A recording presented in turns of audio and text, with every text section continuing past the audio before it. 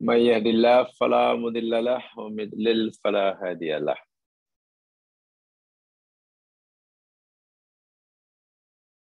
أشهد أن لا إله إلا الله وحده لا شريك له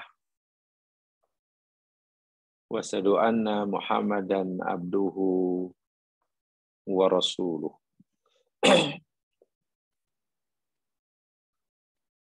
اللهم صل على محمد وعلى آل محمد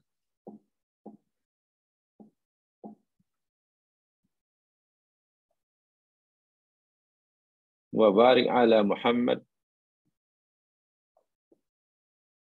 وعلى آل محمد كما صليت وباركت على إبراهيم وعلى آل إبراهيم.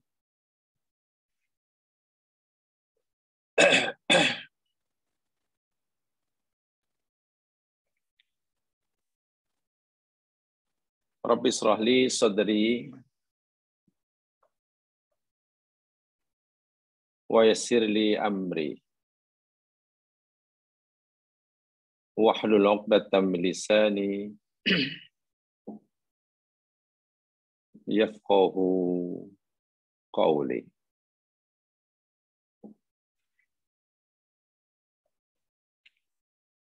Amma ba'du.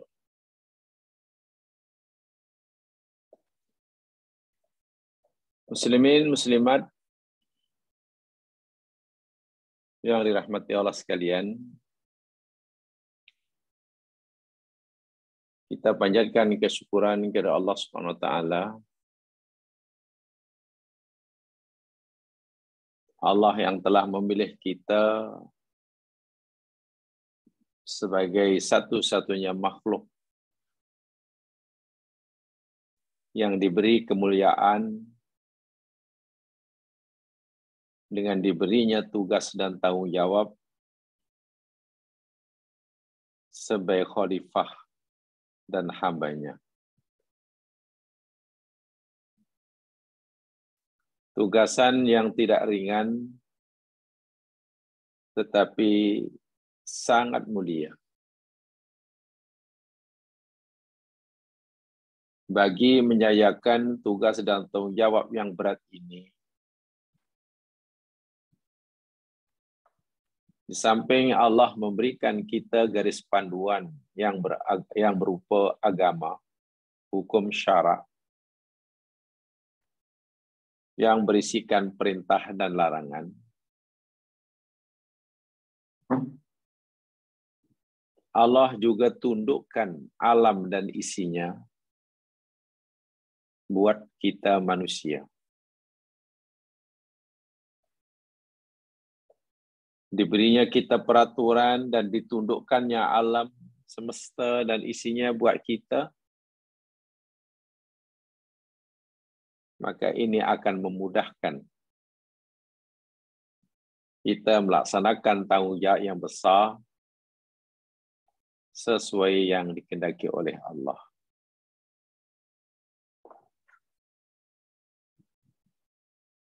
Akhirat dan isinya. Bukan sekadar dunia dan isinya sahaja yang Allah ciptakan buat kepentingan manusia. Akhirat dengan segala isinya. Secara umum sama ada berupa siksa, yakni neraka,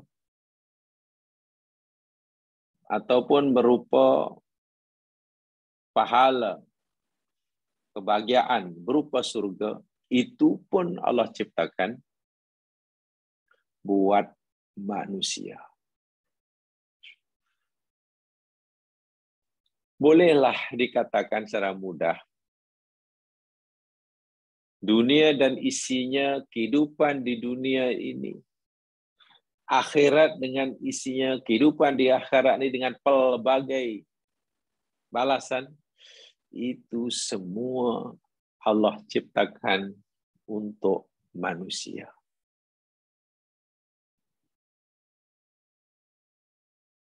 Tak mulia, tak mulia, hebat, tak hebat, makhluk yang bernama manusia ini. Dan ganjaran yang Allah sediakan yang sebesar itu, berupa surga dan isinya,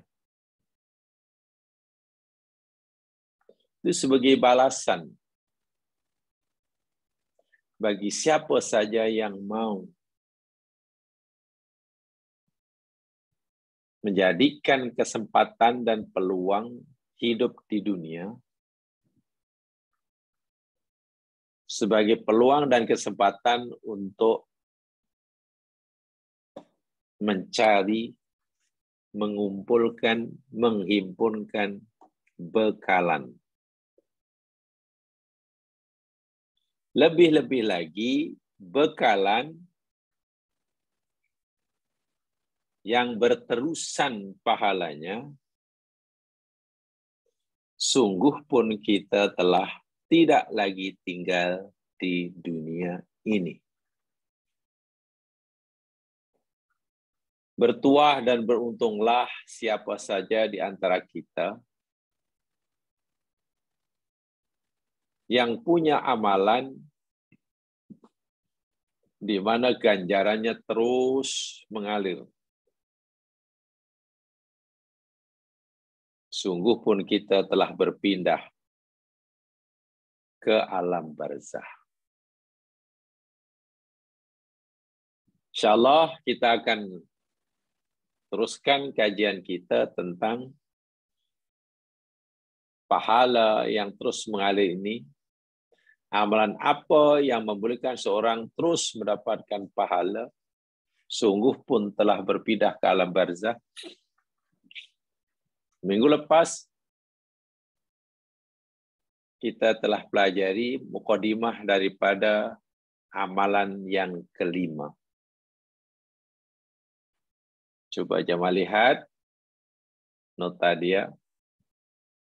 Amalan yang kelima yakni bana masjidan, kata Nabi.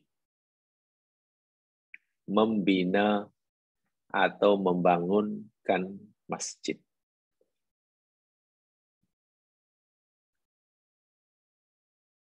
Hadis pertama yang kita telah pelajari sama, riwayat Imam Muslim daripada Abu Hurairah. Baginda bersabda, ahabbul biladi ilallahi masajiduha. Wa abghadul biladi ilallahi aswaquha. Tempat yang paling dicintai oleh Allah adalah masjid-masjidnya. Dan tempat yang paling dibenci, tidak disukai oleh Allah adalah pasar-pasarnya. Baik, kita tubuhkan kepada tempat yang paling disukai oleh Allah, yaitu masjidnya. Dari sekian banyak tempat di muka bumi, yang Allah paling suka ialah masjidnya. Sementara masjid ini tidak terbina begitu sahaja, seperti pokok boleh tumbuh sendiri, gunung boleh tercipta sendiri, sungai begitu juga. Masjid baru wujud, baru terbina bila ada usaha daripada kita. Sekarang mari kita renungkan. Betapa besar pahala yang Allah sediakan bagi seseorang yang hendak mewujudkan, membina, membangun suatu tempat yang paling dicintai oleh Allah. Subhanallah. Maknanya Allah menyayangi dan Allah memberi pahala kepada orang ini bukan hanya setelah masjid itu terbina. Bukan. Tapi bermula pada perancangan awal. Mungkin ada di antara mereka pencetus idea pertama. yang memberikan cadangan, rancangan, gagasan yang pertama. Dan berjaya meyakinkan masyarakatnya untuk setuju membina masjid di kawasannya. Malangnya kawan ini mungkin baru setelah beri gagasan dan saya setujui, sudah mulai bergerak, cari dana, kawan ini sudah meninggal umpamanya. Dapat pahala. Jangan dikira, ia sia-sia. Ia pencetus gagasan pegagas yang pertama. Yang lain sudah mulai bergerak, cari itu, cari. Jadi mereka yang diberikan ganjaran daripada amalan ini, dan ganjaran itu akan terus mengalir, bukan hanya selepas masjid itu terbina dan dipakai, tapi bermula daripada awal. Bayangkan, carilah tempat di dunia mana saja yang konon dianggap sebagai surga dunia. Tempat pelancongan termewah di dunia. Yang mungkin setiap orang memimpikan untuk mengunjunginya. Kalau kita tanya kepada Nabi, ya Rasulullah, dari sekian tempat yang indah, menarik, mewah, gemerlapan di dunia ini, mana tempat yang paling Allah cintai? Masjid. Walaupun bentuknya sangat sederhana. Ini janji Allah melalui nabinya. Karena di dalam masjidlah nama Allah diagungkan dan ditinggikan. Saya bacakan dahulu apa yang dalam nota itu. Kenapa Allah begitu menyukai masjid? Ya karena di masjid itulah namanya diagungkan, namanya banyak disebut, tempat ditegakkan solat pula yang agama. Masya Allah. Solat itu pula yakni pembeza antara kufur dan iman.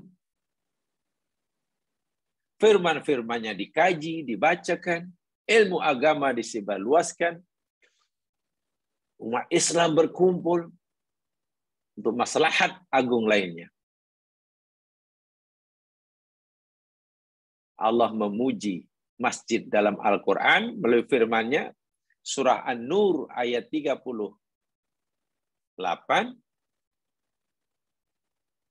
A'udzu billahi minasyaitonir rajim.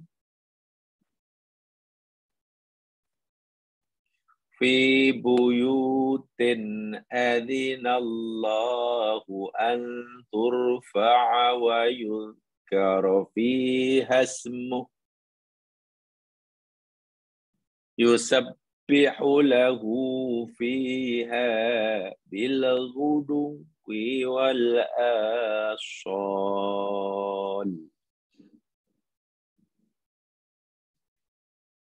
Fi buyutin, di rumah-rumah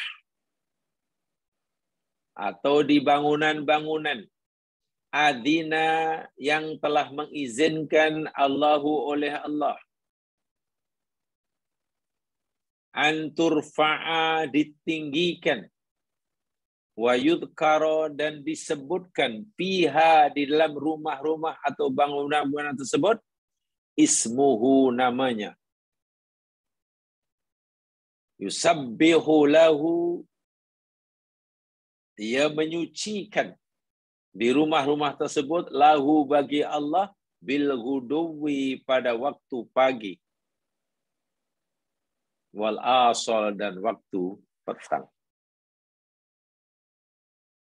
Buyut di situ merujuk pada masjid. Tengok. Orang yang terlibat dalam pembinaan masjid daripada awal lagi, di mana masjid yang paling dicintai oleh Allah, karena di sana namanya ditinggikan, namanya disebutkan, disucikan, wahyunya dikaji, dan sebagainya. Bila orang-orang yang terlibat dalam pembinaan masjid kerana Allah ini telah meninggal. Imam dahulu memberikan sumbangan berupa tenaga. Imam dahulu menyumbang daripada segi idea, gagasan, cadangan. Lebih-lebih lagi, dahulu yang menginfakkan tapaknya. Masya Allah. Yang membelanjakan sebagian hartanya untuk pembinaannya. Atau mungkin mereka yang menanggung kos penyelenggaraannya.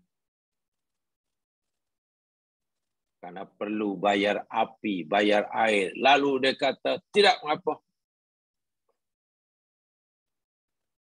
Bil api, bil elektrik, bil air ini saya tanggung.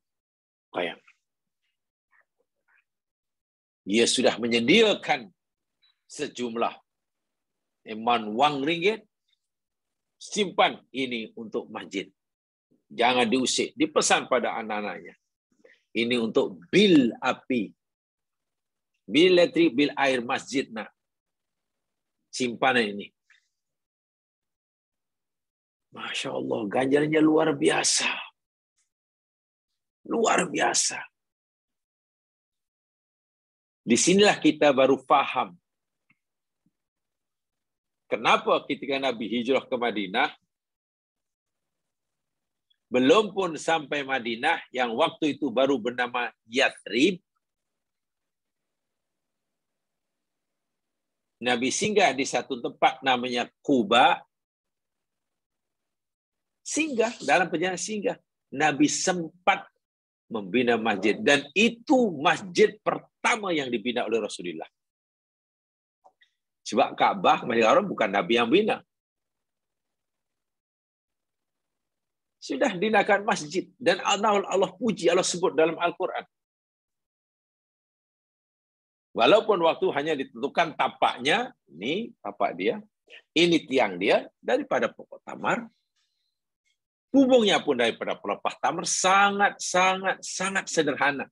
Untuk ukuran kita hari ini, jika sekiranya lah, ya sayang kita tidak ada gambar, kita tidak diberikan gambar atau foto masjid yang dibina oleh Masjid Quba di awal pembinaannya. Sangat sederhana. Sekarang sudah menjadi megah itu, ya karena sudah mulai berpuluh kali ubah suai, renovation. Subhanallah. Orang yang mewakafkan, berapa pahalanya? Orang yang mengangkut, menebang pokok tamar, lalu menegaknya. Walaupun sekarang pokok tamar jadi tiang itu sekarang sudah tidak ada. Terus setelah buat masjid, berukam perjalanan sehingga sampai Yathrib. Lalu itu kalau Nabi sebagai Madinah. Nabi, yang pertama dilakukan Nabi, pun bina masjid.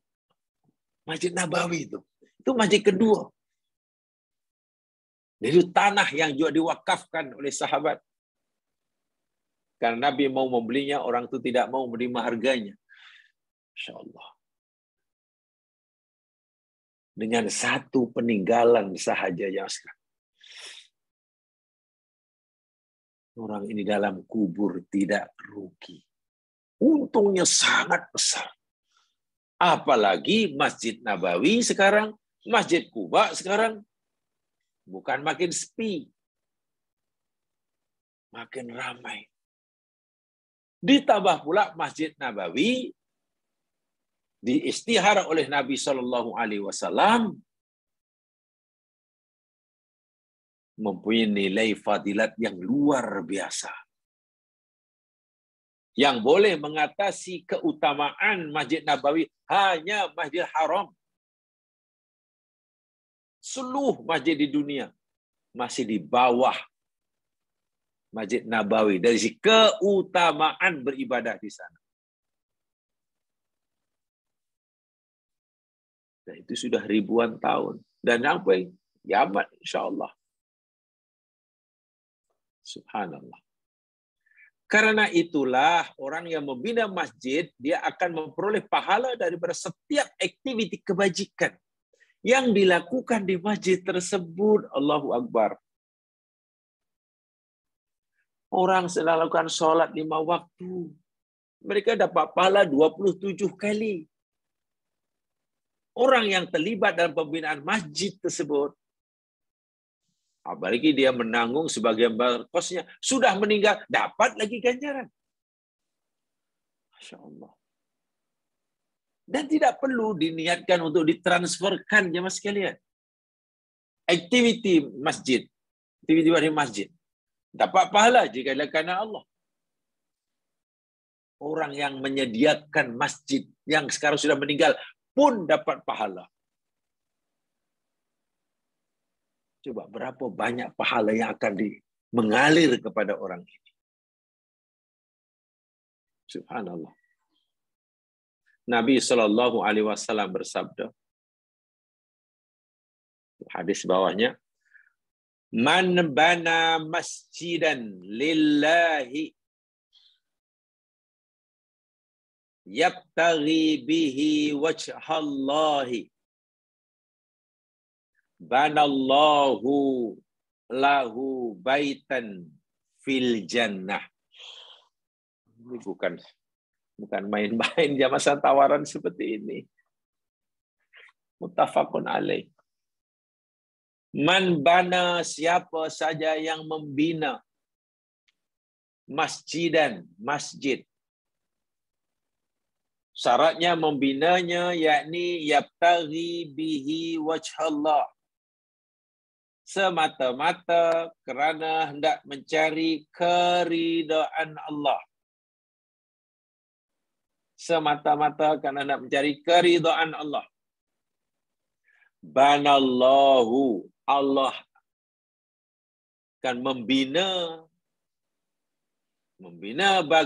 membangunkan baginya baitan fil jannah. Rumah, kediaman, mahligai, istana di surga. Allah, Nabi SAW tidak mensyaratkan masjid yang dibina itu cantik ke tak cantik, bukan soalnya.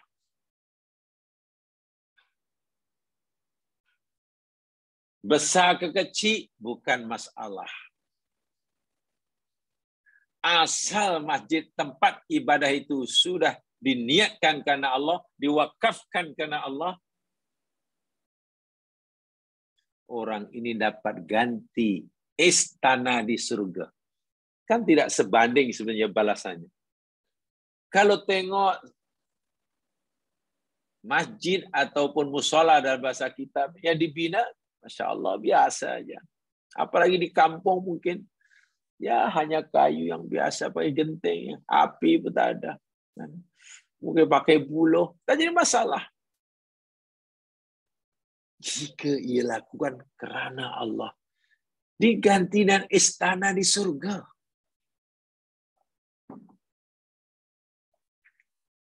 Sebab itulah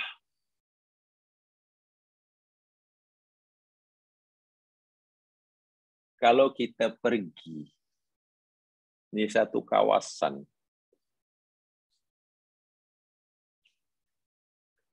dulu ada satu penceramah kuliah subuh, ya, kami dulu istilah namanya kultum, kuliah 7 menit. Karena kuliah subuh, masa kami untuk dahulu di masjid kampus ini, tak boleh lama-lama. Tiap hari ada pas subuh, tapi kena, ya istilahnya 7 menit, sebab itu panggil kultum, kuliah 7 menit. Jadi tak bolehlah cakap kanan kiri utara selatan.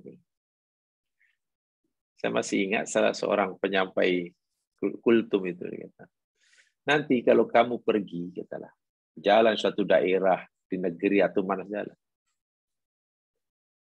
bila kamu lihat masjidnya lebih hebat, lebih besar, lebih cantik dari rumah-rumah penduduk yang ada sekitarnya,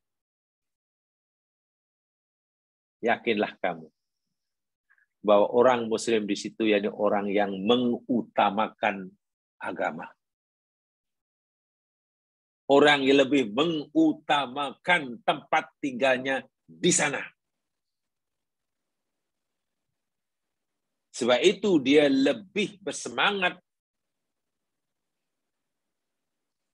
membina masjid dengan sempurna, walaupun mungkin tempat tinggalnya kurang sempurna. Mereka orang-orang yang hebat. Mereka orang-orang yang berfikiran bijak dan cerdik. Tetapi, ya kamu melawat satu daerah, satu negeri, rumah penduduk yang ada di sekitarnya, rumah musiknya lebih mewah, lebih gah daripada masjidnya. Masjidnya nampak sederhana, uzur, hanya orang yang kurang bijak. Kurang bijak. Karena dia nampaknya lebih suka menikmati rumahnya di sini dan dia tak terlintas untuk membina rumah yang di sana. Ganjarannya rumah di surga. Dan bayangkan ya Mas, masjid yang dibina hanya sebuah, hanya satu sebuah masjid. Yang melakukannya puluhan, melibatkan puluhan orang. Setiap seorang yang terlibat pembinaan dapat satu mahligai. Subhanallah. Inilah peluang buat kita. Jangan dilepaskan. Pastikan setiap kita bila meninggal ada saham terhadap ini. Ya, mungkin kita tidak terlibat dalam memperjuangkan alam sekitar yang beri manfaat kepada kehidupan. Sekarang baru saja selesai itu ada sepeda antarabangsa climate change.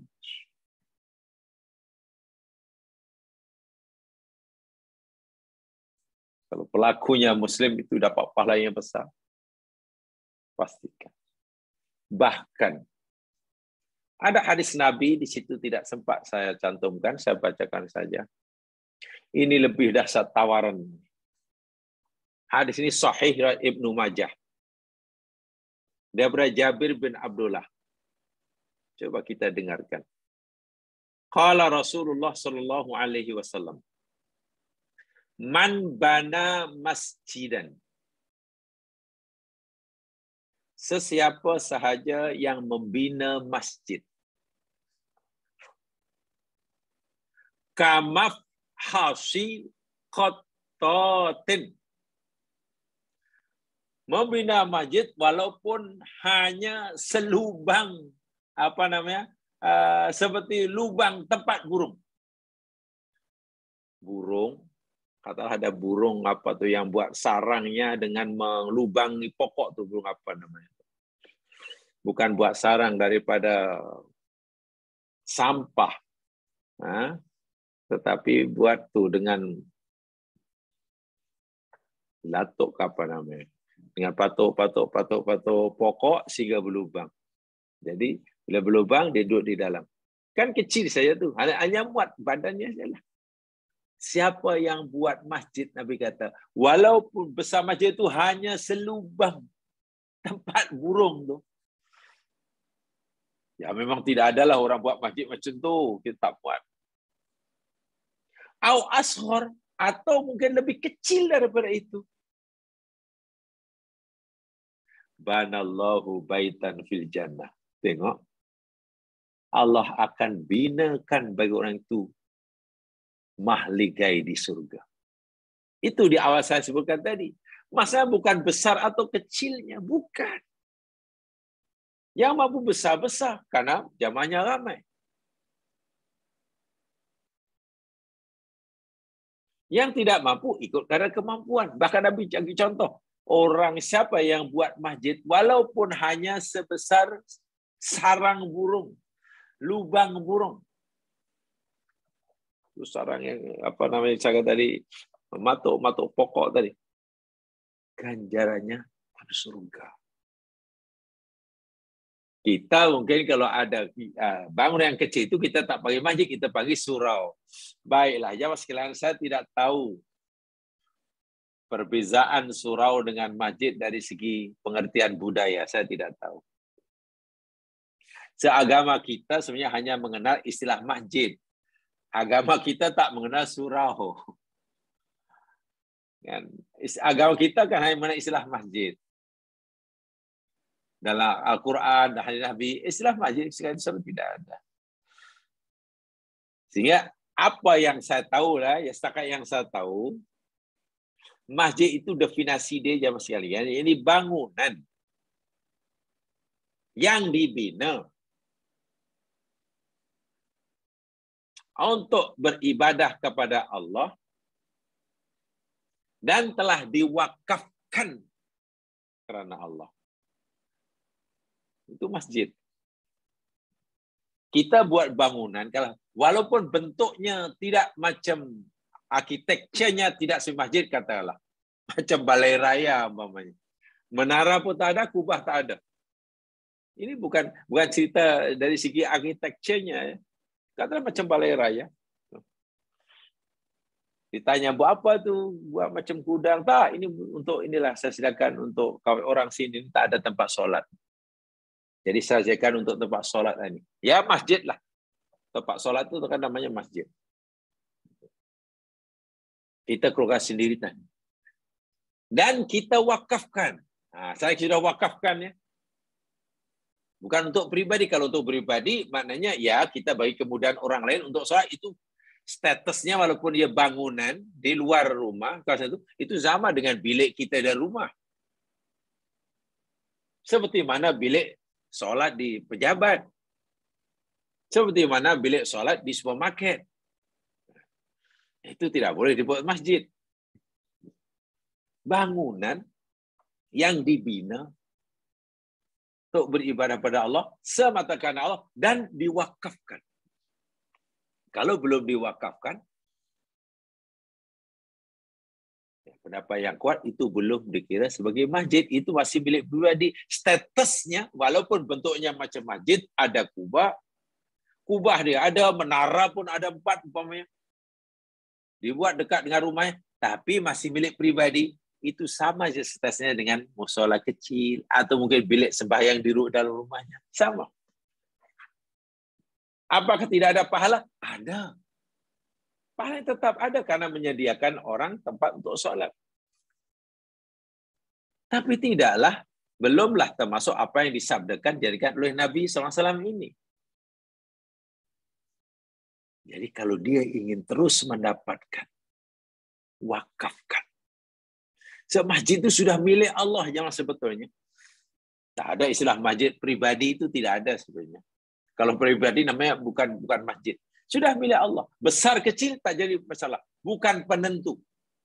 Kalau besar masjid, kalau kecil surau. Bukan. Tapi tak apalah di negara kita ini, jika ia dilakukan sholat Jum'ah, namanya masjid. Jika tidak dilakukan sholat Jum'ah, namanya surau. Nah itu pengertian kita sehari-hari begitu. Besar, tetapi belum dibenarkan sholat Jum'ah. Muat 1.000 orang, tapi tidak dibenarkan sholat Jum'ah di situ. Ya, mungkin baru semua sholat. Tapi muat 400 orang sekalipun, jika sudah dibenarkan, dapat kebenaran. Bila-bila. Di sini sholat Jumat.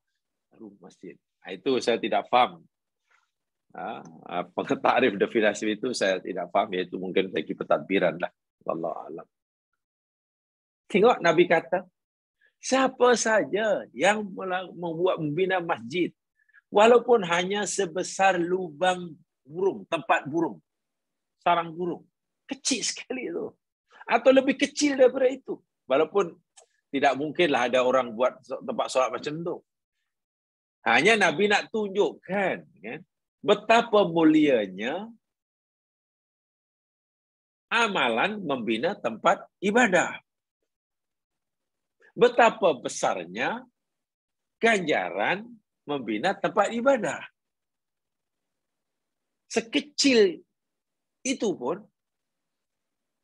Allah akan binakan baginya baitan fil jannah.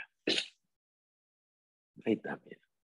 Mari kita berlomba-lomba untuk melakukan. Sekarang banyak. Ya, kadang-kadang melalui Facebook di situ tulis tentang bina masih kurang ni, siapa mau mendermakan situ siap dengan nomor akaun dia. Ya, marilah kita. Bahkan di situ minimum apa walaupun RM10, walaupun terpulang tanpa diketahui oleh EJK yang ini peluang besar. Sebab jemaah sekalian, kalau seseorang semasa hidupnya melakukan amalan, yang mana amalannya ini pahalanya mengalir terus, walaupun dia sudah meninggal, punya 1 ke 2 ke 3 ke 4 amalan semuanya, ya dia meninggal, saya kata tadi, kita tidak perlu menangisinya. Tapi sebenarnya kita lebih mencemburuinya. Macam mana menangisi orang yang pergi dengan senang lenang? Macam mana kita menangisi orang yang mati pindah ke alam barzakh? Bukan setakat membawa pahala yang telah dilakukan, pahala yang telah diperolehi dengan amalnya, tapi juga terus mendapat kabar walaupun dia rehat di sana. Bagaimana kita menangisi orang yang bertuah? Bagaimana kita sedih, kata Allah. Sedih. Menangis dalam arti kata sedih ya. Nyahah. Kepada orang yang berjaya.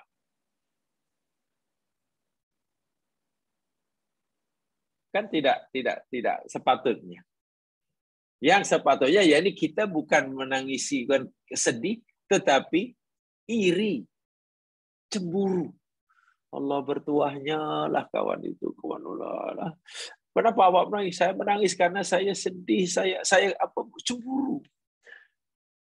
Dan saya takut. Apakah saya mungkin mampu seperti dia? Dia meninggal. Bukan sekadar mendapatkan pahala daripada amalnya. Dia sekarang terus mendapatkan pahala. Karena peninggalannya. Oh, inilah yang perlu kita tahu. Dan kita sekarang oleh Allah SWT diberi peluang sebesar-besarnya.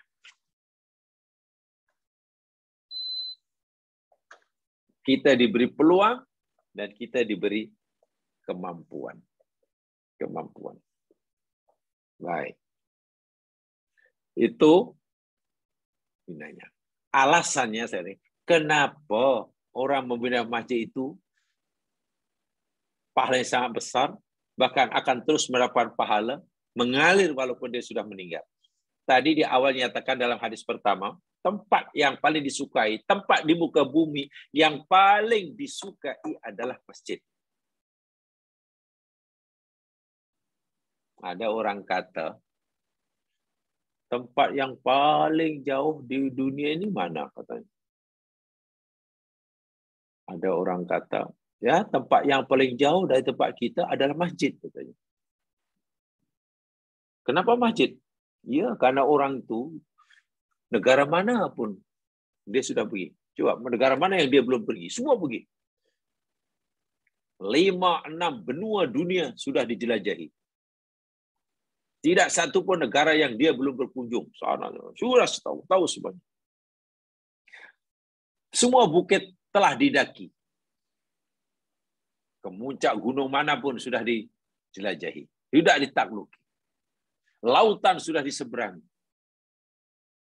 Tapi masjid tak pernah pergi. Mana tempat yang paling jauh bagi orang itu masjid rupanya. Karena tak pernah pergi.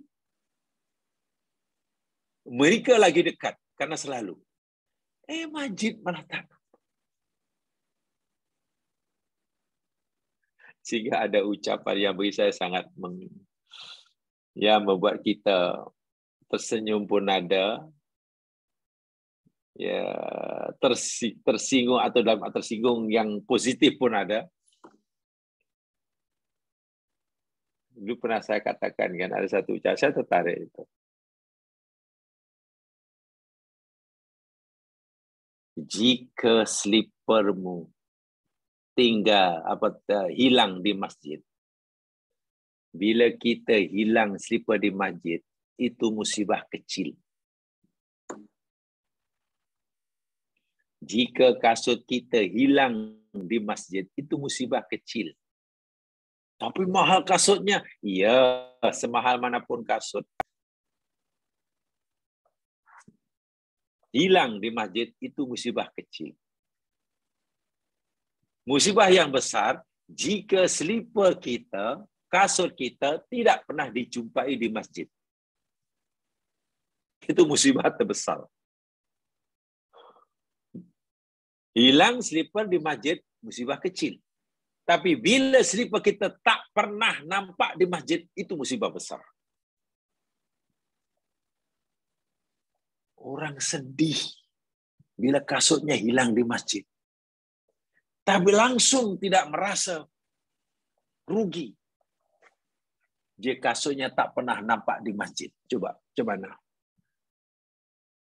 Bukan jauh sangat masjid. Bukan jauh sangat. Lebih malang. Kali pertama dan terakhir pergi masjid. Bukan untuk sembahyang, tapi untuk disembahyangkan. Allahu Akbar wa lillahil hamd. Kali pertama dan kali terakhir. Dia pergi masjid bukan untuk sembahyang, tapi untuk disembahyangkan. Subhanallah, ini kerugian yang sangat besar. Ini patut kita tangisi. Kalau sedih katanya kita, kasihan ya. Mana-mana tempat di dunia dah pergi, tapi kenapa? Itulah kali pertama. Lebih malang lagi, kali pertama sholat. Bukan ia sholat, tapi disolatkan. Yang baik itu sholat di belakang imam. Itu yang baik. Rajin sholat di belakang imam. Itu yang bagus. Janganlah tak pernah sholat di belakang imam. Tahu-tahu nanti, sholatnya di depan imam. Karena imam mensolatkannya, menyembahyangkannya, sudah jadi jenazah. Itu memang patut kita, sedihnya, kasihannya. Ya, patut saya, walaupun mungkin orang besar, semua orang merasa kehilangan, orang sedih. Tidak bahagia bagaimana seseorang Muslim sentiasa berada atau sering berada di tempat yang paling disukai oleh Allah. Tak bangga macam mana. Bila seseorang pernah kata melawat kota-kota metropolitan di dunia, bandar-bandar kosmopolitan dunia, itu pun satu kebanggaan. Saya pernah pergi sana, saya tahu, ini pas ada cara sana. Pergi melawat tempat di dunia yang dianggap itu pun satu kebanggaan. Tempat itu bukan tempat yang paling disukai oleh Allah. Kenapa seorang Muslim tidak rasa bersyukur, rasa bertuah berada di masjid?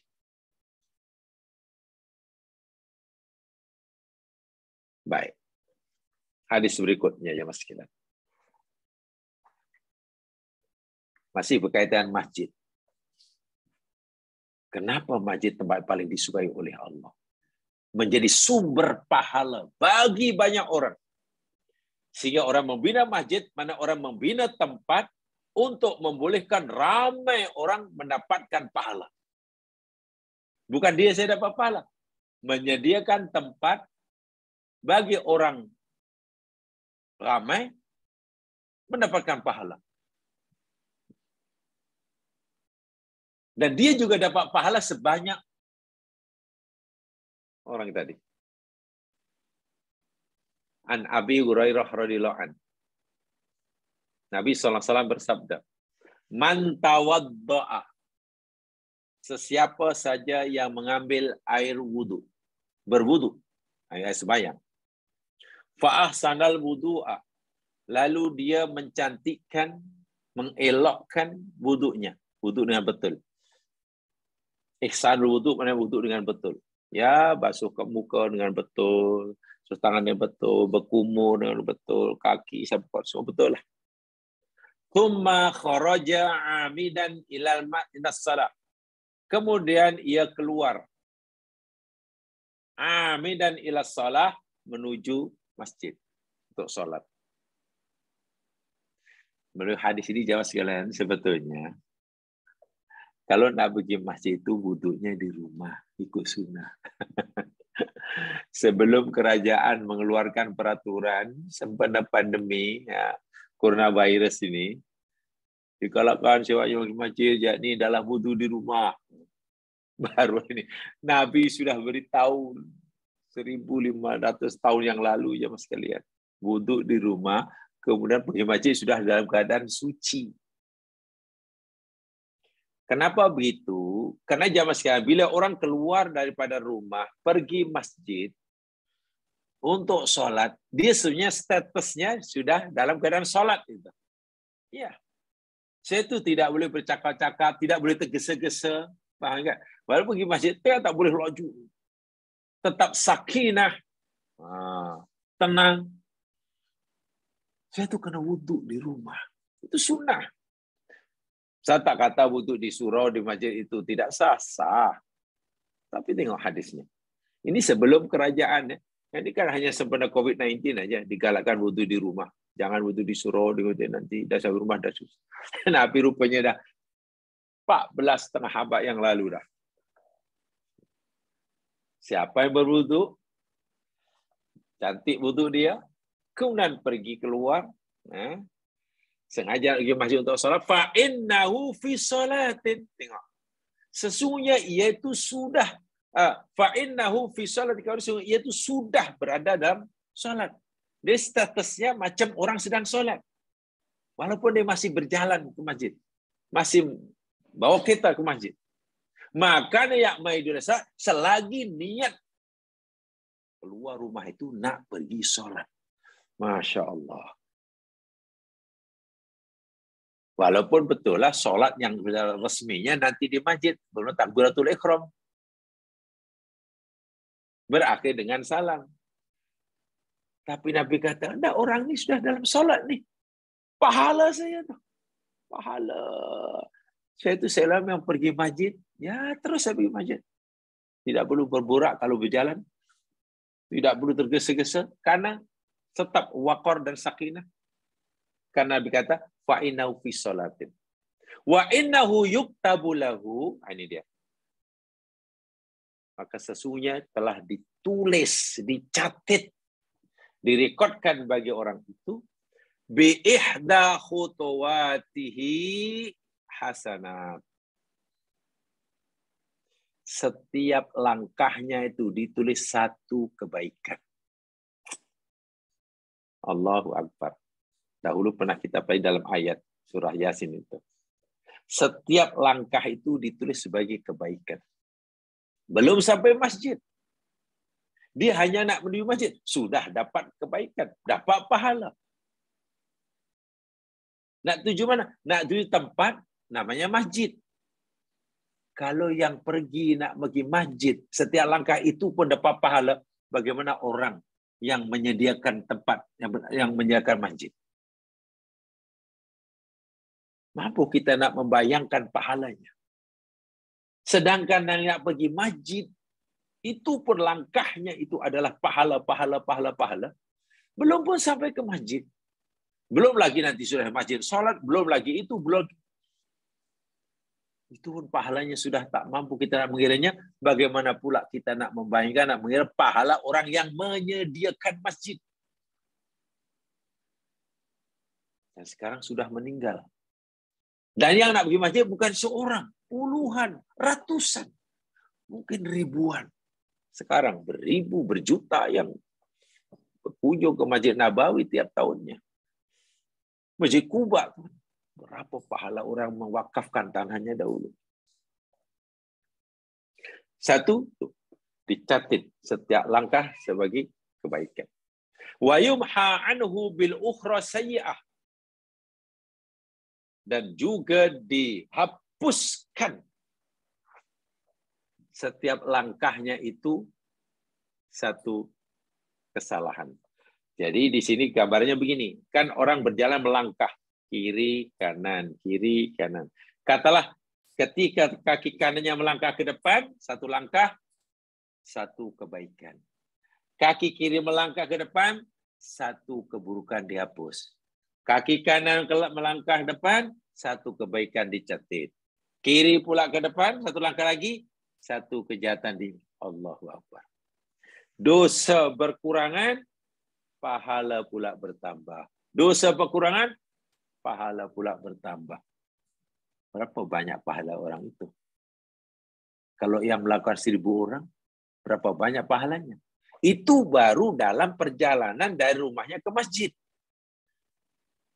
Berapa lagi banyak pahala yang akan diterima oleh orang ini semasa di masjid hingga balik. Kalau yang nak memanfaatkan ada masjid, itu pun pahalanya sudah tidak kira. Bagaimana pula pahala orang yang menyediakan masjid yang sekarang sudah meninggal. Maha murah Allah, maha pemurah Allah, subhanallah. Fa idza sami'a ahadukumul iqamah fala yas'a. Nabi kata, kerana status kamu dalam berjalan ke masjid itu kamu fi salat, kamu sudah berada dalam suasana salat sesungguhnya, maka apabila seorang kamu mendengar iqamah di masjid, fala yas'a, jangan kemudian laju. Lompat langsung sehingga selipar pun tak disusun aku. Tak. Jangan tergesa, tetap rileks, santai. Tawadhu. Jadi bukan perkara yang baik ya Mas kan. Orang yang mungkin datang agak lambat, surah pula dengan iqamah lalu dia laju. Itu bukan baik tuh. Amalan yang tidak terpuji. Kita kata, wih bagus juga orang tuh, betul-betul semangat nak sholat lebih. Ya minta maaf itu malah tak faham hadis. Yang hadis malah biasa, telah jalan biasa. Tetap sopan santun, tetap tawadhu. Itu yang faham hadis. Kenapa? Karena dalam perjalanan itu pun sebenarnya sudah dikira dalam sholat. Fa inna a'dhamakum ajran ab'adukum daron. Karena sesungguhnya orang yang paling besar pahalanya di antara kamu adalah siapa yang paling jauh tempat tinggalnya daripada masjid. Semakin jauh perjalanan yang ditempuh pergi masjid, semakin banyak, semakin besar pahalanya. Ini sesuai ya dengan ayat surah Yasin yang kita pelajari tempoh hari. Atar, kesan tuh. Tapi di sini kita tidak perlulah mereka-reka. Sebenarnya masjidnya dekat aja. Ya 200 meter ya. Tiba-tiba pusing kereta, lalu kita pusing sampai ke mana. Selepas 10 km baru sampai masjid. Ya, tidak perlulah mereka-reka itu tidak perlu. Qalu, lalu mereka berkata kepada Abu Hurairah yang meriwayatkan hadis ini, mereka bertanya, "Lima ya Abu Hurairah, kenapa macam itu wahai Abu Hurairah? Kenapa yang paling jauh tempat tinggalnya paling besar pahalanya?" Abu Hurairah menjawab, "Min ajli kathratil khuta." Ya, yang paling jauh tempat tinggalnya, yang besar pahalanya kerana mereka lah yang paling banyak langkahnya. Hadis ini boleh duduk dalam kitab hadis Imam Malik, namanya Al-Muwatta'. Hadis riwayat Imam Malik dalam kitab Al-Muwatta'. Juga tersenarai dalam Sahihut Targhib wa Tarhib. Tengok. Saya katakan tadi begini. Kalau orang yang ingin pergi masjid, itu pun pahalanya tidak terkira banyaknya karena langkahnya. Itu pun sebagai penghapus dosanya. Belum pun sampai di masjid. Lalu nanti bila di masjid sudah melakukan ibadah, dapat pahala lagi. Pahala yang Allah jadikan bagi orang ini pun kita tak mampu nak mengira. Campur dengan pahala orang lain yang juga nak pergi masjid. Kalau yang pergi 100, berapa banyak pahala yang Allah sediakan? Kalau 1000? Nah, kalau orang yang nak memanfaatkan masjid pun dapat pahala sebanyak itu. Apatah lagi yang menyediakan tempatnya. Yang membina bangunannya. Yang mewakafkan tanahnya. Yang mencurahkan tenaganya, fikirannya. Bahkan dahulu mungkin arsiteknya tidak mengambil apa-apa bayaran. Percuma saja. Saya buat ini plan masjid, tak apalah. Saya seorang arsitek, saya akan lukiskan ini yang paling cantik, ini. Kosnya ada berapa? Ini yang paling sesuai. Walhal kalau kena bayar itu fee-nya tinggi, tak apalah.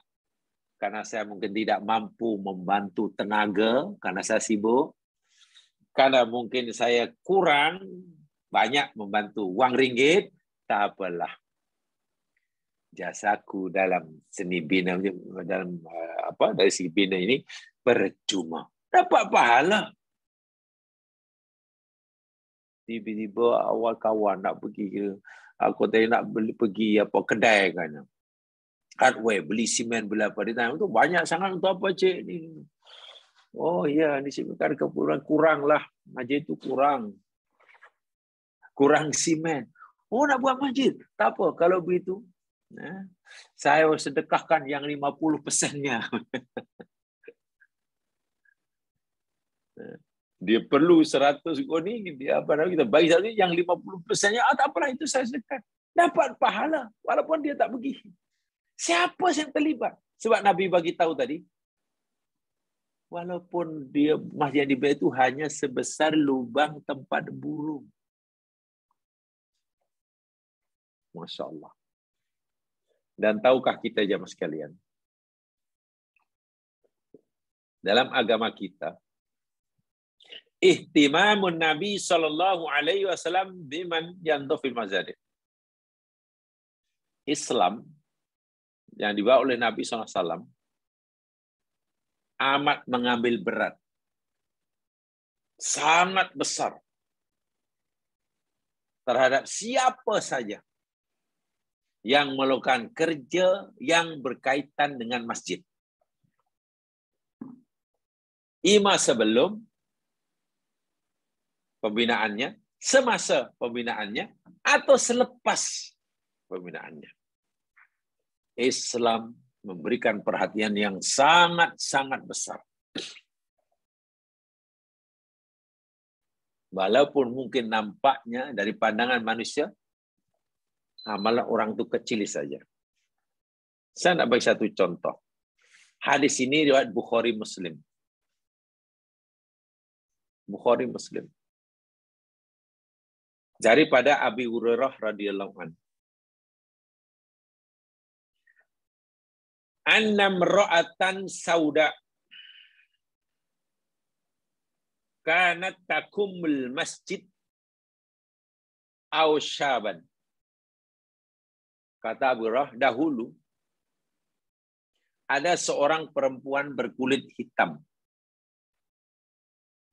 Maklum ya, kalau disebut perempuan kulit hitam, maknanya dia bukan bangsawan, yang pasti bukan bangsawan. Dia bukan hartawan. Pasti itu, bukan bangsawan, bukan hartawan. Ya, yang jelas bukan masyarakat, bukan orang yang dikenal oleh masyarakatnya. Sebutnya hanya dia seorang perempuan kulit hitam. Kerjanya yakni sentiasa menjaga kebersihan kawasan masjid. Kalau bahasa sekarang ya menyapulah, tukang sapu, tukang kebun masjid. Suka rela. Artinya dia lakukan dengan suka, senang hati, dan rela. Itu suka rela. Kalau rela tapi tak senang, tak jadi juga. Atau suka tapi tak rela, tak jadi juga. Itu suka rela. Tak suruh, tak dapat gaji. Karena baginya, Allah, saya tak pastikan. Jangan ada kotoran bersihkan. Sedangkan kita maklum, ya sekalian, Masjid Nabawi ini masjid yang bersih. Walaupun pada masa dahulu. Kenapa kita berani mengatakan begitu? Ya, karena Nabi ini pernah bersabda, an-nadhafatu minal iman. Kebersihan itu sebagian iman. Dan sahabat ini sangat patuh, istiqomah, mengamalkan setiap apa yang Nabi sabdakan. Jadi menjaga kebersihan itu dah macam menjadi sunnah hidup bagi setiap sahabat. Sahabat ini pantang nampak benda kotor. Majoriti begitulah. Jadi jika ada perempuan tadi kerja menyapu masjid itu semua kotorannya tak berapa sangat. Karena masjid memang sudah bersih. Karena tiap seorang itu menjaga kebersihan. Jadilah. Fafaqadaha Rasulullah SAW. Suatu hari, Nabi tidak temukan, tidak dapati, tidak melihat perempuan ini. Mana perempuan ini perginya? Tiba-tiba biasanya ada di sana. Ambil sampah, kutip sampah, walaupun sangat sedikit sekali. Fasa'ala anha. Lalu Nabi tanya pada sahabat-sahabat yang lain. Kenapa ya saya tidak melihat, aku tidak melihat perempuan imra'ah sauda, perempuan hitam hari ini tak nampak di masjid, di mana sekarang?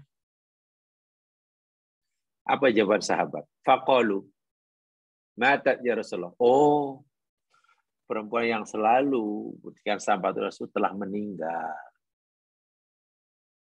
Meninggal. Terkejut Nabi.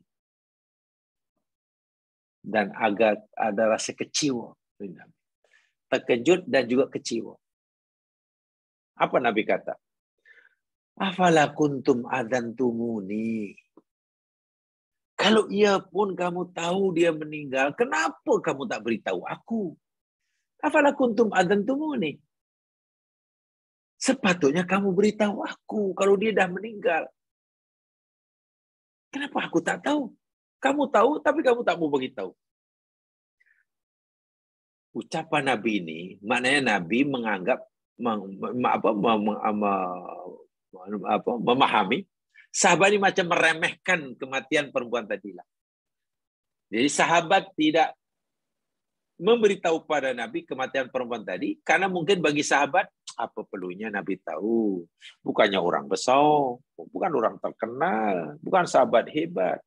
Lain pula kerja dia bukannya besar sangat. Jadi nampaknya Nabi tak perlu tahu lah.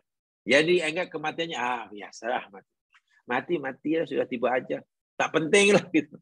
Bukan penting, saya bukan orang bangsawan, pemimpin, Pak.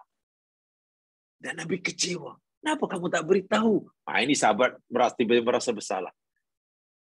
Sahabat melihat, memandang, menganggap kematian perempuan tadi benda yang kecil, tapi bagi Nabi tidak.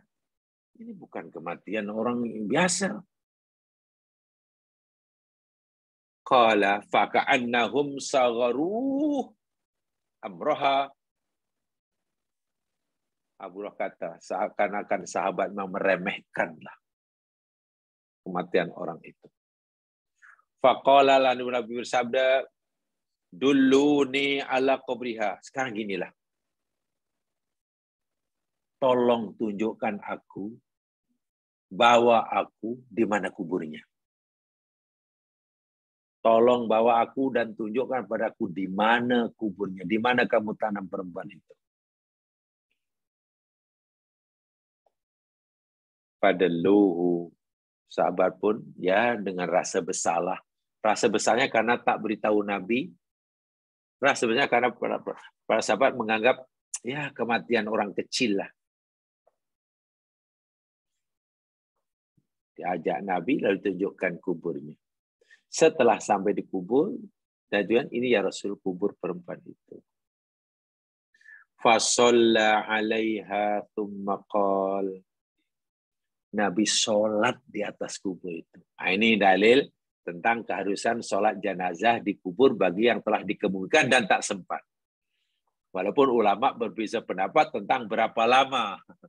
1 hari, 2 hari selepas dikubur, 1 bulan, itu ulama berbeza. Yang pasti dasar hukumnya ada. Sholat jenazah, menjalankan jenazah dikubur, selama orang dikubur telah ditanam karena tak sempat menyayang. Ini hukumnya harus. Walaupun ulama, yang hal ini ulama tidak berbeza pendapat. Mereka yang berbeza tentang berapa hari keharusan itu. 3 hari selepasnya ke, 1 minggu ke, 1 bulan setelah kematiannya, atau hingga bila-bila. Nah, ini ulama berbeza pendapat. Nabi sholat di situ. Masya Allah. Begitu besar perhatian Nabi kepada kematian orang ini. Selepas Nabi sholat, Nabi berdoa, mendoakan si mati itu. Apa sabda Nabi? Inna hadihil kubur mamlu'atun zulmah ala ahliha. Sesungguhnya kubur ini dipenuhi dengan kegelapan. Mengikuti, menutupi penghuninya. Tahukah alam kubur itu gelap gulita. Menutupi penghuninya. Wa innallaha azza wa jalla yunawwiruha. Dan sesungguhnya Allah Subhanahu wa taala sekarang sedang menyinarinya dengan cahaya, meneranginya dengan cahaya. Bagi mereka, lahum, bagi penghuni kubur ini, bisolati alaihim. Dengan asbab solatku, doaku, kata mereka. Masya Allah. Dari hadis ini, pertama yang kita nampak ya mas sekalian, solat orang yang hidup kepada si mati, doa orang yang hidup pada si mati, itu memberikan cahaya kepada kuburnya. Betul. Walaupun mungkin tingkat cahaya itu terang tidaknya, ya bergantunglah kepada siapa yang melakukannya. Karena yang melakukan itu Nabi, cahayanya pasti terang benderang. Dan terang benderang itu adalah rahmat Allah Subhanahu wa taala. Itu pasti. Yang kedua, yang boleh kita ambil pengajaran dari segi hukumnya, boleh sholat jenazah di atas kubur kepada bayi yang telah ditanam karena mungkin tak sempat membayangkannya semasa hidup. Hadisnya jelas Bukhari Muslim.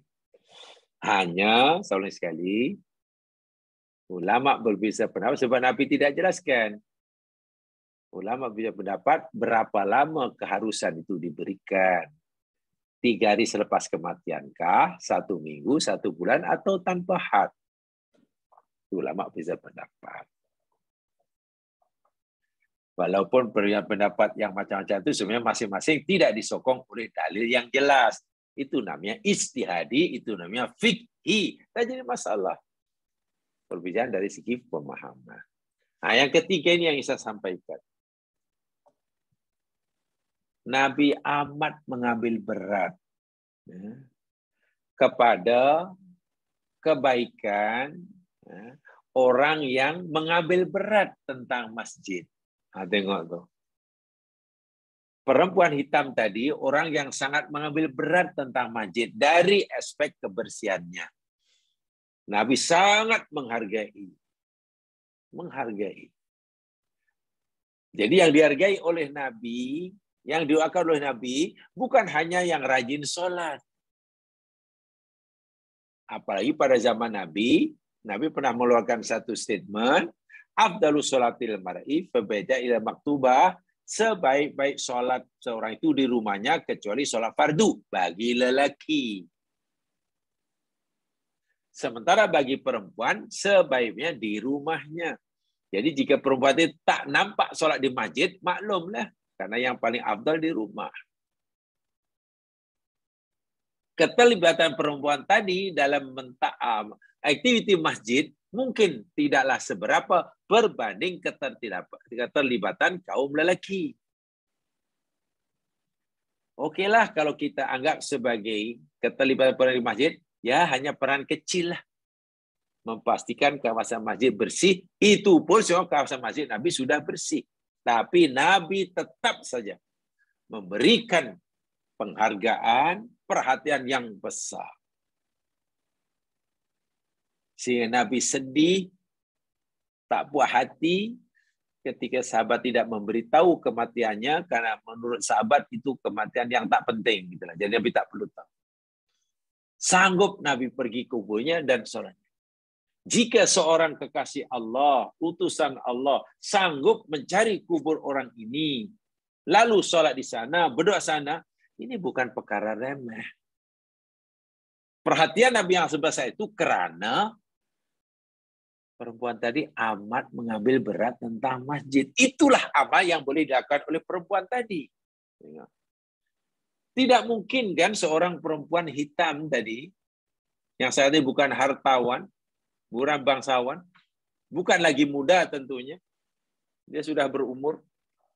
Tidak mungkinkah berjihad berperang jalan Allah? Tidak mungkin. Tidak mungkinkah dia terlibat dalam pembinaan masjid seperti mana saat lelaki? Tidak. Nak bersedekah, apa yang nak silahkan, dia miskin. Mungkin dia etikaf, dia tidak diwajibkan. Tapi dia ingin punya jasa, punya amal yang dikaitkan dengan masjid. Apa dia? Pastikan kawasan masjid bersih. Itu pun mempunyai pahala yang besar. Sehingga Nabi sanggup menyempatkan masanya pergi di kubur. Tengok.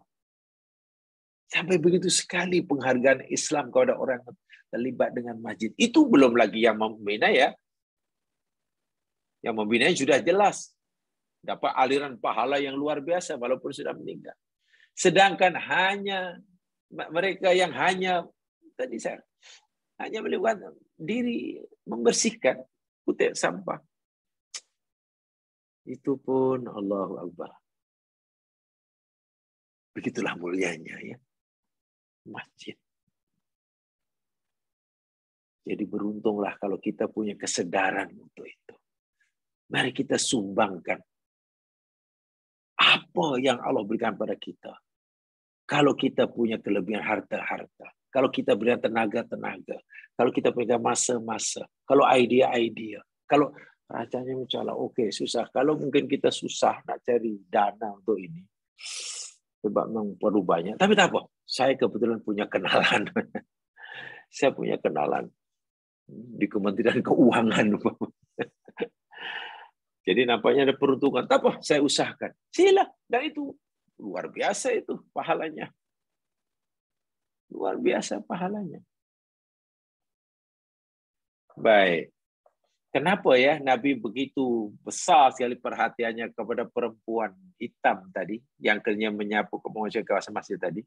Ya, karena Nabi ini jamaah sekalian, Islam yang dia oleh beliau ini sangat-sangat mengambil berat tentang kebersihan masjid.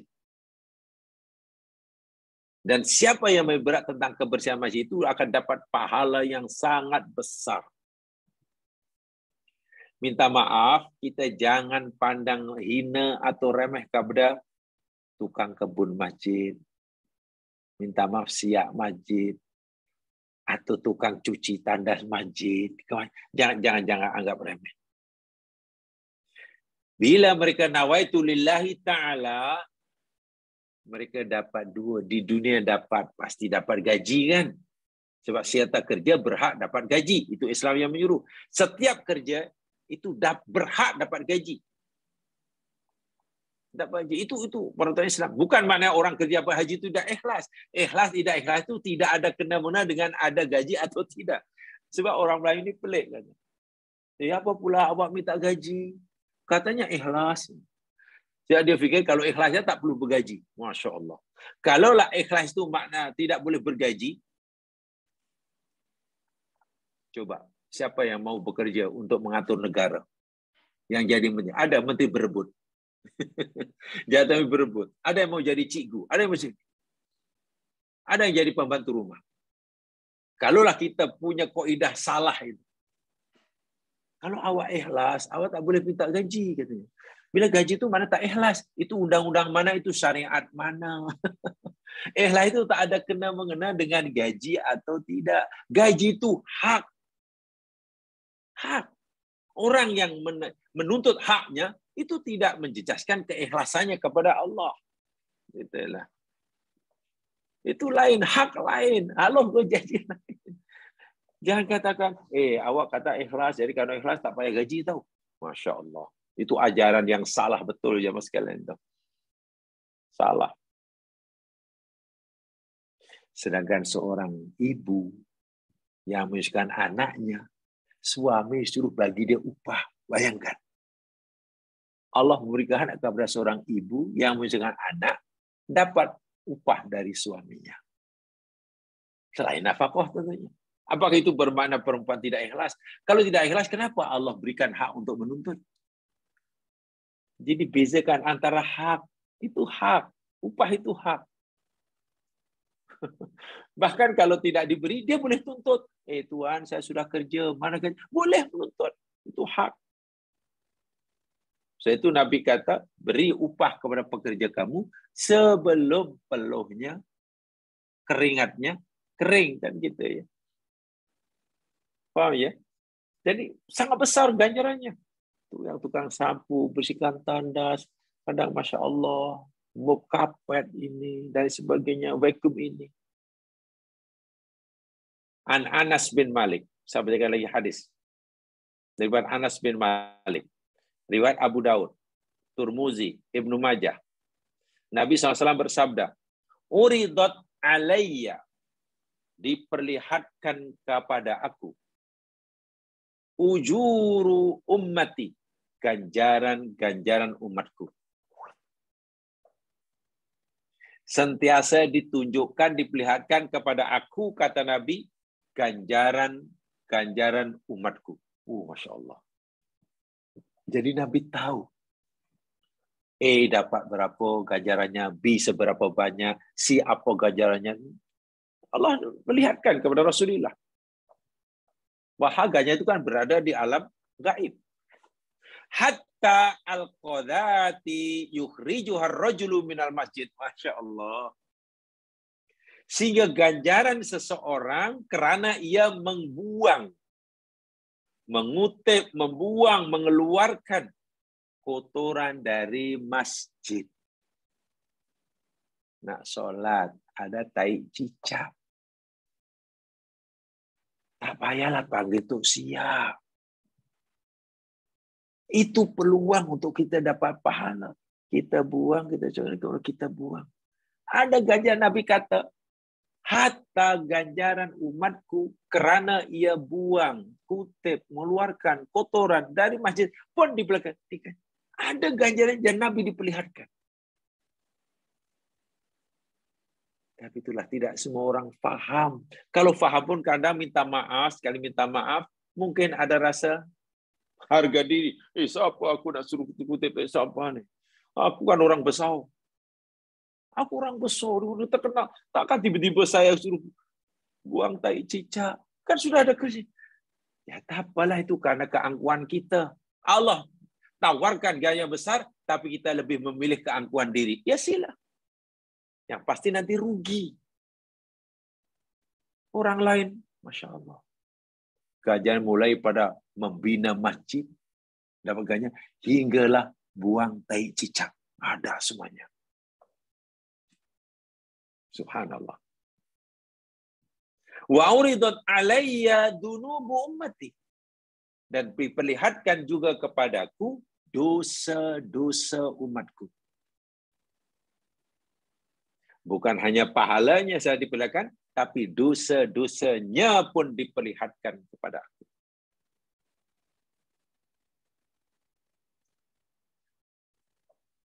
Falam aro damban a'zam min suratin minal Qur'an. Dan aku tidak melihat dosa yang lebih besar. Ya, diperlihatkan kepada aku dosa-dosa umatku. Dan aku tidak melihat dosa yang lebih besar daripada sebab satu surah Al-Quran. Satu surah Al-Quran. Dalam mata yang lain, satu ayat daripada Al-Quran. Utiha rajulun tuma nasiyaha. Satu surat Al-Quran atau Al-Quran yang sudah dihafal oleh seseorang, tapi kemudian ia lupa, melupakannya. Apa maksudnya? Ya sekalian, kita baca Al-Quran, kita menghafal satu surah, dan kita sudah hafal. Itu adalah ganjaran yang sangat besar. Itu nikmat, sekaligus ada ganjaran yang sangat besar di sisi Allah. Satu huruf, satu kebaikan, 10 kebaikan. Satu huruf, 10 kebaikan.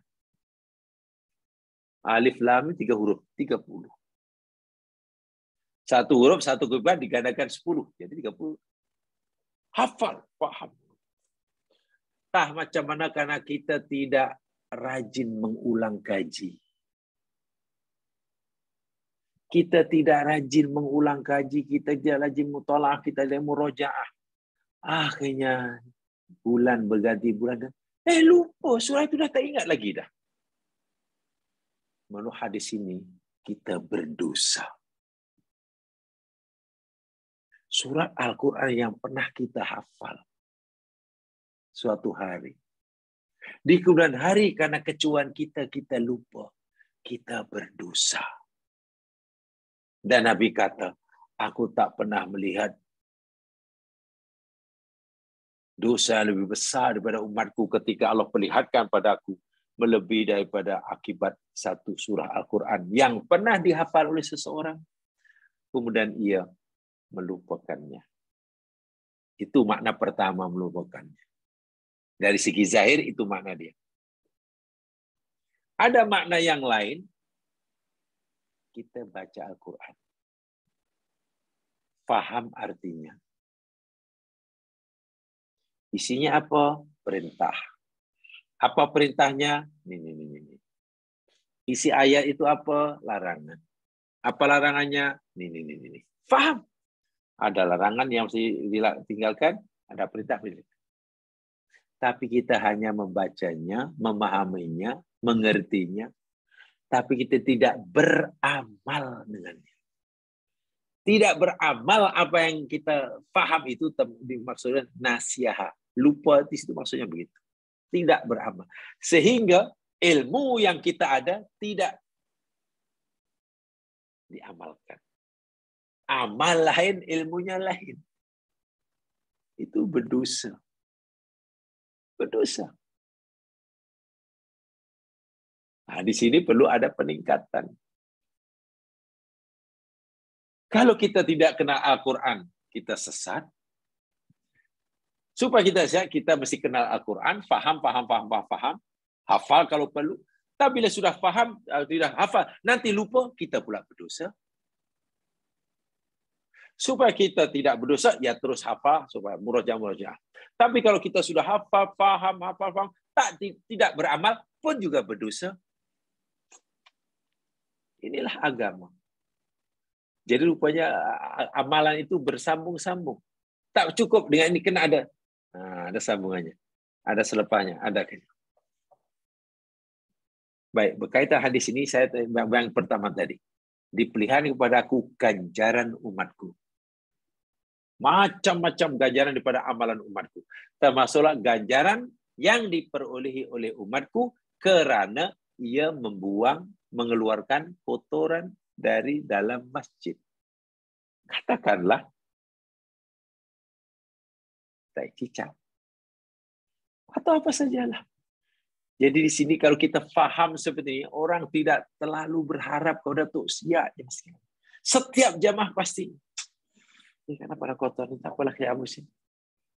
Tapi kadang itulah, kita mungkin kurang terlatih atau macam mana, mungkin kurang biasa, atau mungkin minta maaf kalau mungkin karena jaga jaim. Malah yang bahaya kalau kita tak mau buat itu karena kita jaim. Jaim itu mana jaga image. Itu bahaya sekali. Nak melakukan suruhan agama tapi terlalu jaim, itu bahaya. Itu sangat merugikan kita. Tengok, harta orang yang buang tai cicak, itu pun dapat pahala. Kenapa? Karena ia menjaga kebersihan tempat yang paling dicintai oleh Allah. Kalau yang buang tai cicak itu pun dapat pahala, sekarang macam mana yang membinanya? Yang membina masjidnya, yang memaafkan tanahnya, yang menanggung bil elektriknya, yang Allah Akbar, yang dahulu merancang berdirinya, menggerakkan masyarakat sekelilingnya, sehingga mereka setuju, sedar bahwa tempat kita ini mesti ada masjid, yang memakmurkannya, yang Allahu Akbar, tidak terkira. Inilah amal yang tidak akan putus-putus, jemaah sekalian. Saya yakin setiap kita, saya ulangi, punya kemampuan dan punya peluang. Memang tidak salah bila orang meninggal yang hidup buat untuk si mati. Tapi kan tidak semua amalan kita yang hidup akan bermanfaat si mati. Yang disepakati, teman-teman, saya katakan, ya ini memberikan harta benda. Harta benda juga. Kita wakafkan harta di dunia, kita buat bagi pihak si mati. Dapat pahala, itu bermanfaat. Itu disepakati. Doa, kita mendoakan, memberi manfaat. Tapi kan terhad. Kan tidak berterusan. Coba kalau ini kita lakukan sendiri. Semasa kita masih hidup. Apalagi, yang sumber pahala yang mengalir tidak. Yang tadilah, yang terlibat dalam pembinaan masjid kan tidak semuanya menyumbang harta benda. Dia hanya menyumbang gambar masjid. Gambar masjid itu cantik. Karena dia seorang arsitek. Subhanallah. Dan banyak sekali hadis-hadis yang menggalakkan kita untuk melakukan, dan untuk kita beramal. Mari, karena kita ini hidup dikelilingi oleh masjid. Di sanalah rupanya tempat untuk kita menanam, tempat untuk kita mempunyai sumber pahala yang akan terus mengalir kepada kita, walaupun kita sudah tidak lagi di sini nanti, insya Allah. Di samping 4 sebelumnya itu tidaklah juga difahami. Jadi inilah kemurahan yang diberikan oleh Islam. Sebetulnya bila orang sudah meninggalkan, sudah selesai, sudah tutup buku kan sepatutnya. Tapi Allah Maha Pengasih, Maha Penyayang. Habis apa untungnya orang dapat aliran pahala kalau dia sudah ahli surga? Katalah, dia sudah husnul khotimah, ahli surga. Buat apa akan terus dapat pahala? Ada manfaatnya aja, senang. Di surga ini kan bertingkat-tingkat. Orang yang meninggal dan katalah dia nanti ahli surga, tapi tak dapat tambahan pahala, ya surga di situ aja lah. Sesuai dengan amalnya. Bila semasa yang bahasa masih mendapatkan tambahan pahala, sehingga pahala makin tambah, makin banyak, maka surga akan meningkat. Tetap saja memberikan manfaat pada mereka. Dan itu kejayaan luar biasa. Jadi, marilah. Kalau kita sering berkunjung ke tempat-tempat lain, karena hibur sana pun itu semua tempat, dan kita rasa seru, kita puas, ajar diri kita, sedarkan diri kita, supaya diri kita ini seronok, puas, pergi ke tempat yang paling dicintai oleh Allah, yakni masjid. Rajulun qalbuhu mu'allaqun bil masajid, kata Nabi. Salah satu daripada 7 golongan yang nanti di akhirat dapat naungan di bawah naungan aras Subhanahu wa taala pada masa tidak ada naungan selain aras Allah. Satu aja nih, seseorang yang hatinya senantiasa bergantung, terpaut dengan masjid. Sentiasa, keutamanya hanya masjid. Fikirkannya masya Allah rumahnya. Rumah bocor, rumah punya bocor memang risau. Tapi masjid itu bocor, lebih risau. Begitulah. Lebih risau. Rumah kotor, risau. Allah, kenapa kotor? Tapi masjid tidak kotor, lagi risau. Nah, ini mana hatimu alak. Di samping sentiasa mengunjungi. Lebih. Mudah-mudahan kita diberi kesadaran. Karena hakikatnya amal ini tidaklah susah dan tidaklah berat. Sangat ringan, sangat mudah.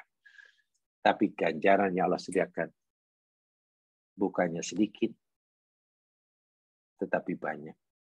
Bukannya sekejap, tapi lama. Bukannya sekali, tapi mengalir. Mudah-mudahan diberkati. Yang benar pada Allah jua, yang silap kelemahan diri sendiri, mari kita dengan bacaan tasbih kifarah dan surah Al-Asr. Subhanakallahumma wa bihamdika asyhadu an la ilaha illa anta astaghfiruka wa atubu ilaik. A'udzu billahi minasyaitonir rajim.